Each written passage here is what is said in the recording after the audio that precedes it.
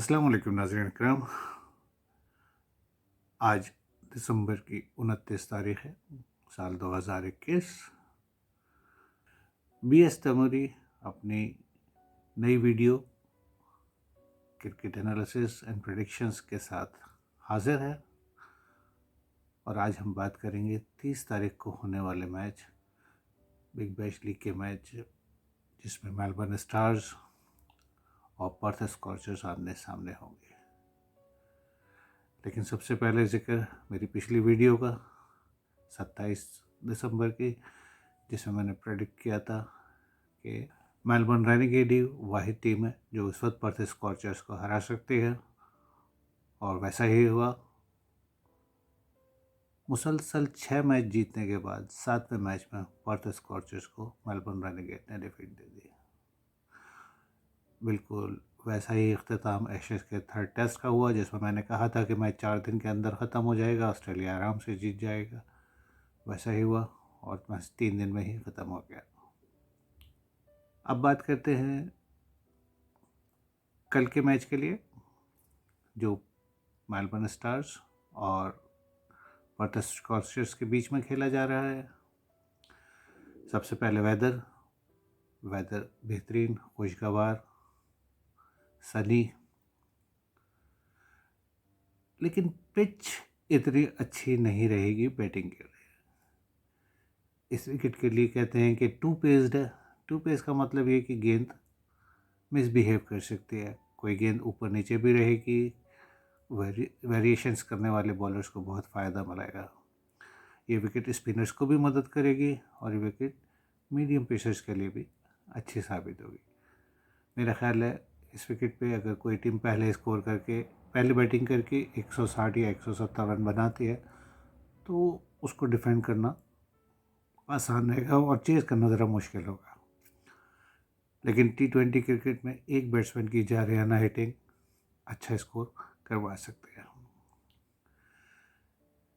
Melbourne stars एक बेहतरीन team है, उनका कॉम्बिनेशन बेहतरीन है, लेकिन बदकिस्मती से स्टॉइनिस अभी तक वो स्कोर नहीं कर सके, वैसे बैटिंग नहीं कर सके जो उनसे तवक्का थी। मैक्सवेल ने भी इस मैच में एक ही सेंचुरी की, तो इस सीरीज़ में एक सेंचुरी तो की है, लेकिन बस वो अभी तक उसके अलावा कुछ कर नहीं सके। और जिस मैच में उन्होंने सेंचुरी की थी, मेलबर्न स्टार्स वो मैच हार गई थी। इसके अलावा हिल्टन कार्टराइट भी अच्छी फॉर्म में है, जो क्लार्क भी अच्छी फॉर्म में है। पिछले मैच में दोनों ने बहुत तेज़ स्कोर करके 151 रन की पार्टनरशिप करके टीम का स्कोर 207 किया था। मेलबर्न स्टार्स की बॉलिंग में हारिस रऊफ शामिल हुए हैं। हारिस रऊफ ने ज्वाइन तो कर लिया है, पता नहीं वो कल का मैच खेलते हैं या नहीं खेलते, कि मेरा ख्याल है हारिस रऊफ को खिलाएंगे मैच। हारिस रऊफ के अलावा एडम जैम्पा, अफ़गानिस्तान के कैस, बहुत अच्छी बॉलिंग फॉर्म में है।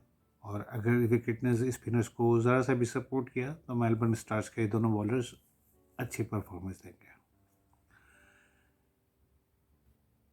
मेलबर्न स्टार्स के दो और बैट्समैन, जो बर्न्स और ब्यू वेबस्टर्स, इनसे भी अच्छी तवक्कात है, लेकिन ये भी अभी तक क्लिक नहीं कर पा रहे हैं। और जहाँ तक इनके ऑलराउंडर हैं नेथन कोल्टरनाइल, उन्होंने भी अभी तक कोई मैच विनिंग परफॉर्मेंस नहीं दी है। ऑन पेपर्स मेलबर्न स्टार्स एक बहुत बेहतरीन बैलेंस साइड है, लेकिन अभी तक वो परफॉर्मेंस नहीं दे सके जिसकी उनसे तवक्का थी। पर्थ स्कॉचर्स इसके बनिस्बत बेहतरीन फॉर्म में है। हालांकि शिकस्त का मज़ा उन्होंने भी चख लिया है अपने 7वें मैच में, मुसलसल 6 मैच जीतने के बाद। और वो वाहिद मैच था जिसमें उनके मिचेल मार्श ने स्कोर नहीं किया और टीम कोलैप्स कर गई। और शायद उन्होंने एक गलती और भी की थी कि उन्होंने ओपनर्स चेंज किए थे अपने, जो उन्हें नहीं करना चाहिए था। सेटल टीम को कभी भी नहीं छेड़ते। लेकिन अब चूँकि पर्थ स्कॉचर्स ने शिकस्त का मज़ा चख ही लिया है, तो मेरा ख्याल है वो कल का मैच भी हार जाएंगे। वो किसके हिसाब से पर्थ स्कॉचर्स फेवरेट है, लेकिन मेरी फेवरेट टीम मेलबर्न स्टार्स है।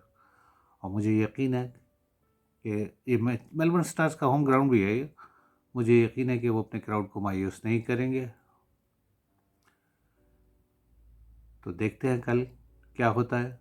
मेरे हिसाब से पर्थ स्कॉर्चर्स ये मैच हार जाएगी और मेलबर्न स्टार्स ये मैच जीत जाएगी। मिलते हैं कल मैच के बाद। जाते जाते एक और दरख्वास्त कि अगर आपको मेरी वीडियो अच्छी लगे, मेरी प्रेडिक्शन समझ में आए और से आपको कुछ फ़ायदा हो तो प्लीज़ कमेंट ज़रूर कीजिएगा। मेरी वीडियो को शेयर भी करें, सब्सक्राइब करें और बेल बटन ज़रूर दबाएं। इसके साथ ही इजाज़त दीजिए। अल्लाह हाफ़िज़।